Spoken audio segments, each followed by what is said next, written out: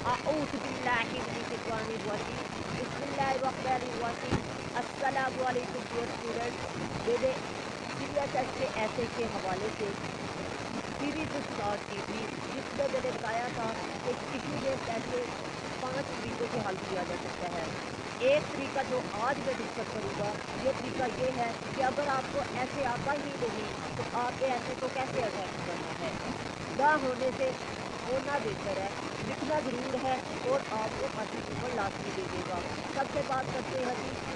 آپ نے یہ طریقہ کار فالو کرنا ہے. Right start main body front analysis. اور یہ جتنے بھی کی پوائنٹ آپ کو بتا رہا ہوں ان کو تفصیل سے ڈسکس کروں گا. لیکن فی الحال اہم نکات آپ کو بتا رہا ہوں کہ یہ آپ نے بیان کرنے ہیں. پریزنٹ سچویشن آپ نے بیان کرنی ہے. پھر اس کے بعد ڈفرنٹ کائنڈ آف تھیسس بیان کرنا ہے. ڈفرنٹ ایٹیٹیوڈز آپ نے بیان کرنے ہیں. ایڈوانٹیجز اور ڈس ایڈوانٹیجز. فیکٹس آپ نے بیان کرنے ہیں تھیسس کے بارے میں. ٹائم ہسٹری اورگن کو آپ نے بیان کرنا ہے. امپورٹنس آپ نے تھیسس کی بیان کر لینی ہے. یہ آپ کے کی پوائنٹس ہیں جو کہ آپ نے مین باڈی میں لکھ دینے ہیں. فرنٹ انالائسس میں لکھنے ہیں. ٹھیک ہے. تو میں امید کرتا ہوں آپ کو اچھے طریقے سے یہ اہم نکات سمجھ میں آ چکے ہوں گے. آگے میں تفصیل بتاؤں گا. آپ نے کنفیوز نہیں ہونا. صرف آپ نے اہم نکات کو مد نظر رکھنا ہے. ٹھیک ہے. نیکسٹ بات کرتے ہیں جینیسس. تیسرا پوائنٹ آپ نے لکھنا ہے. روٹ اس میں آ جاتا ہے. کاز آ جاتا ہے. ہسٹوریکل بیک گراؤنڈ آ جاتا ہے جی. ایفرٹس آ جاتی ہیں جی جو کہ ڈپارٹمنٹ کر رہے ہوتے ہیں. سجیشنز آ جاتی ہیں اور کنکلوژن آ جاتے ہیں. آگے میں تفصیل سے ڈسکس کروں گا کہ آپ نے ان کو بیان کیسے کرنا ہے. یعنی ڈسکس آگے ایسے کے اندر کیسے کرنا ہے. تو کائنڈلی آپ نے ویڈیو کو لازمی آخر تک واچ کرنا ہے کیونکہ یہ ویڈیو بہت ہی انفارمیٹیو ہونے والی ہے آپ لوگوں کے لیے. تو میں امید کرتا ہوں آپ لوگ اس کو لازمی آخر تک واچ کریں گے. اور اگر آپ میرے چینل پر نیو ہیں تو کائنڈلی میرے چینل کو لازمی سبسکرائب کر لیجئے گا تاکہ اس طرح کی انفارمیٹیو ویڈیو کا نوٹیفیکیشن سب سے پہلے آپ کو مل سکے. برائٹ اسٹارٹ کی بات کریں تو برائٹ اسٹارٹ میں آپ نے ہک تلاش کرنا ہے. ہک کیا ہوتا ہے جی. کسی بھی ایسے کا آپ نے ہک پہلا سینٹینس ہک کہلاتا ہے.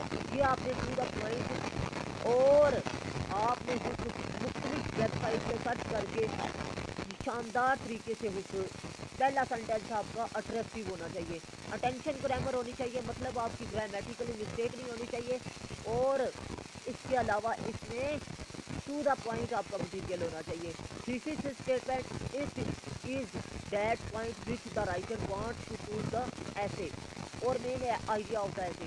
مطلب آپ نے ایسے کے بارے میں اپنا نظریہ پیش کرنا ہوتا ہے کہ یہ موضوع کس کے بارے میں ہے. تھیم آف تھیسس اسٹیٹمنٹ کہ آپ نے موضوع بتانا ہے کہ تھیسس کا جو سا موضوع ہے وہ کیا ہے. پہلے آپ نے موضوع بتایا. موضوع کا آگے موضوع بیان کر دینا ہے کہ کیا بیان کرنا ہے آپ نے. ٹھیک ہے. یہ بتا دینا ہے. Introduction of thesis. آپ اس موضوع کے بارے میں کیا جانتے ہیں. ٹھیک ہے. یہ آپ کے 5 پوائنٹ ہیں اور 500 پوائنٹ میں یہ آپ کے 4 پوائنٹ ہیں اور چاروں پوائنٹس میں آپ نے 200 الفاظ لازمی تیار کرنے ہیں اور 5 سینٹینس آپ نے ہر پیراگراف میں بیان کرنے ہیں. 4 پیراگراف آپ نے تیار کرنے ہیں. 5 پیراگراف میں ہونے چاہیے اور ایک سینٹینس میں آپ کے 10 جملے ہونے چاہیے. 10 لائنیں ہونے چاہیے. 10 الفاظ ہونے چاہیے. ٹھیک ہے. مطلب 4 پیراگراف اور ایک پیراگراف 5 لائنوں پر مشتمل ہو اور ایک لائن 10 الفاظ پر مشتمل ہو. آپ کا انٹروڈکشن تیار ہو گیا. مین باڈی کی بات کریں تو کرنٹ انالائسس. ٹھیک ہے. آپ نے کرنا ہے. ٹھیک ہے. مطلب پریزنٹ ایج میں آج کل کیا چل رہا ہے.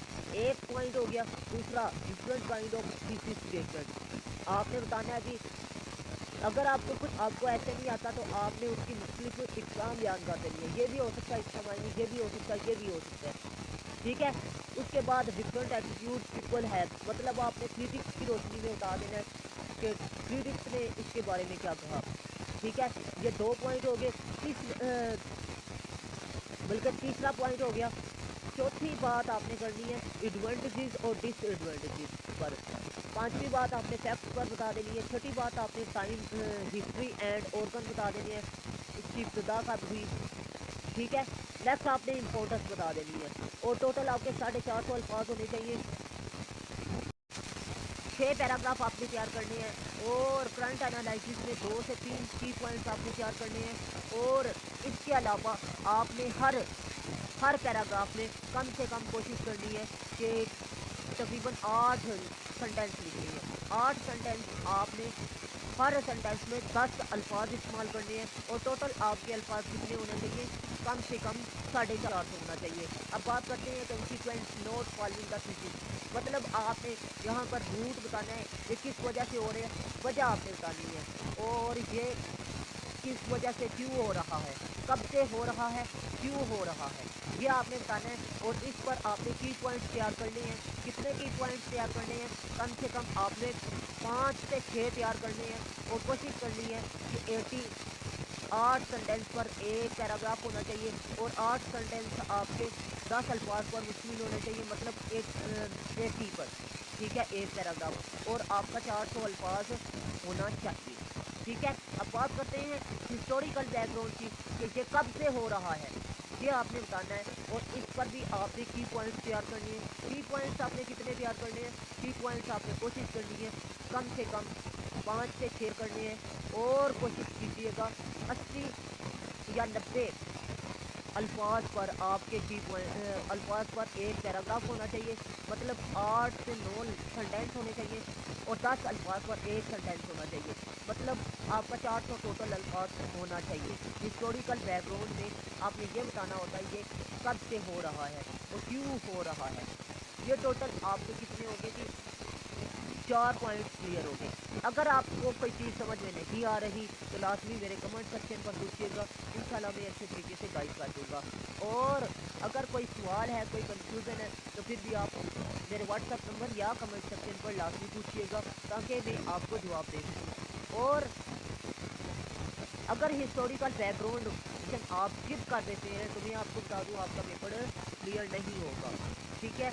ये लाजमी आपने इस्तेमाल करना है और किसी भी पॉइंट को आपने इतना ज़्यादा बयान नहीं करना। इसकी दो चीज़ें आपके सामने आती हैं। एक, जब आप एक पॉइंट को हाफ पेज में बयान कर रहे हैं, दूसरे पॉइंट को आप 2 पेजेस में बयान कर रहे हैं, इससे बाद क्या होता है आपको एक चीज़ में तो गिरफ्त है, दूसरी में नहीं है, ठीक है। आपने इस चीज़ से बचना है और दूसरा उसमें मौजू चेंज हो जाता है ऑटोमेटिकली। 2 पेजेस में आपने लिखी है तो वो मौजू चेंज है, ठीक है। तो इन चीज़ों से बचना है।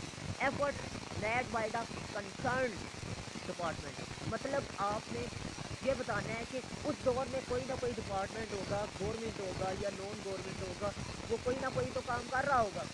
चाहे अगर तो वो आलमी सतह का प्रॉब्लम है तो आलमी सतह पर क्या किया जा रहा है और पाकिस्तान की सतह पर क्या किया जा रहा है, इंटरनेशनल सतह पर क्या किया जा रहा है, ये आपने बताना है। और इसको हल कैसे किया जा सकता है, ठीक है।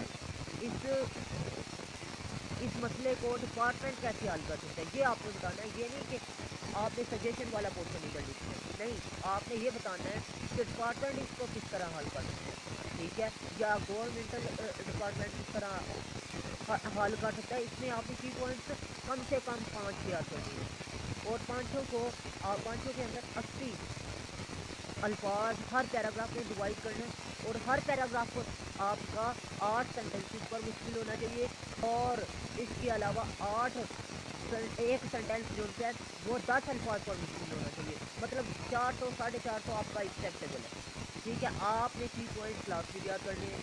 एक तो मैंने आपको बता दिया गवर्नमेंटल, दूसरा आपको बता दिया नॉन गवर्नमेंटल, तीसरा आपको नेशनल और चौथा आपको क्या बता दिया इंटरनेशनल सतह पर ऑर्गेनाइजेशन क्या कर रही है, ठीक है। ये भी आप लिख सकते हैं, डिपार्टमेंट के बारे में अगर लिख सकते हैं तो डिपार्टमेंट के बारे में, लेकिन आपने की पॉइंट्स लास्ट में अच्छे तरीके से इनके तैयार करने हैं। चारों में से आपने 2 लास्ट, ठीक है। एक अहम बात बताता चलूँ कि मैंने CSS और CLS की ऑनलाइन क्लासेस का आगाज़ किया है। अगर आप लोग इंटरेस्टेड हैं तो लाजमी कॉन्टैक्ट करें।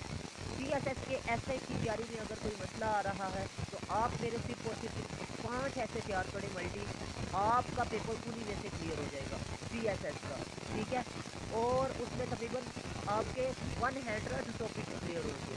सजेशंस की बात करें तो इसमें भी आपको की पॉइंट्स तैयार करने हैं और हर की पॉइंट आपका एक पैराग्राफ पर मुश्किल होना चाहिए और आपने उस की पॉइंट में तकरीबन एक पैराग्राफ में एक सजेशन दे दी है तो उसको आना है तो उससे हल कैसे करना है। ये ना हो कि आप खाली सजेशन दे रहे हो, वो तो इंटर लेवल का सवाल हो जाएगा, ठीक है, इंटर या बैचलर लेवल का। तो आपने इस चीज़ से बचना है कि आपने ये भी बताना है इस तजवीज़ को आगे नाफिज कैसे किया जा सकता है, नाफिजुल अमल कैसे किया जा सकता है, अमल कैसे किया जा सकता है, ये आपने बता देना। फिर उसके बाद आपने क्या करना है, फिर उसके बाद कम से कम आपने 80 अल्फाज पर एक पैराग्राफ को डिवाइड करना है, और आपने कोशिश करनी है कि 5 से मल्टीप्लाई कर देना है, ठीक है, और टोटल आपके 400 से 450 अल्फाज एक्सेप्टेबल है, ठीक है। अब बात करते हैं कैलकुलेशन प्लस ऑप्टिमिज्म की।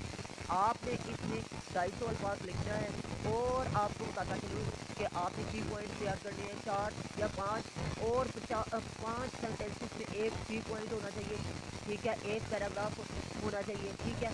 और आपको बताता चलूँ 3 पॉइंट्स और पैराग्राफ एक ही चीज़ है, ठीक है।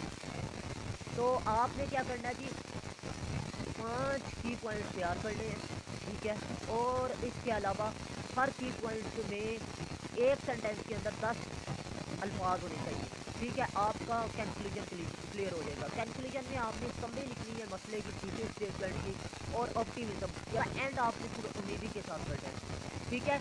आपने पॉजिटिव ही रहने की कोशिश करना है, मायूस नहीं होना। कोटेशंस का इस्तेमाल करना है, कोटेशन आपने इंटरनेशनल और नेशनल लेवल की होनी चाहिए, वो यूज़ करनी है, ठीक है। और मेन कनेक्टर के लिए आपने 200 अल्फाज इस्तेमाल लाजमी करने हैं, आपका SACSS में क्लियर हो जाएगा, ठीक है। तो मैं उम्मीद करता हूँ आपको मेरी बात अच्छे तरीके से समझ में आ चुकी होगी। अगर आपका कोई सवाल है तो आप लोग लाजमी कमेंट सेक्शन पर पूछिएगा। मिलते हैं इस तरह की नेक्स्ट इंफॉर्मेटिव वीडियो में, तब तक के लिए मुझे दुआओं में याद रखिएगा, अपना खास ख्याल रखिएगा, अपने से ज़्यादा दूसरों का। अल्लाह हाफिज़। पाकिस्तान जिंदाबाद, पाकिस्तान जिंदाबाद।